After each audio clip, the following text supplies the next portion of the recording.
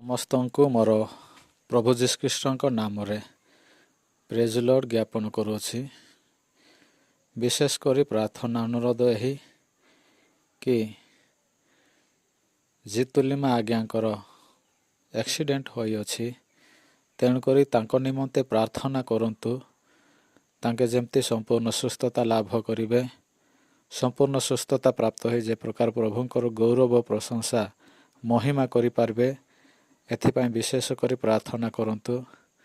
ଯେହେତୁ ତାଙ୍କର ହାତରେ ମାଡ଼ ବାଜିଅଛି ଆଉ ବିଶେଷ କରି ଭାଙ୍ଗି ଯାଇଛି, ଆଉ ଯେମିତି ସମ୍ପୂର୍ଣ୍ଣ ସେହି ହାତ ତାଙ୍କ ଶରୀର ମଧ୍ୟରେ ଥିବା ପ୍ରତ୍ୟେକ ଆଘାତ ଆଉ କ୍ଷତ ସୁସ୍ଥତା ପ୍ରାପ୍ତ ହେବେ, ସେଥିପାଇଁ ବିଶେଷ କରି ପ୍ରାର୍ଥନା କରନ୍ତୁ।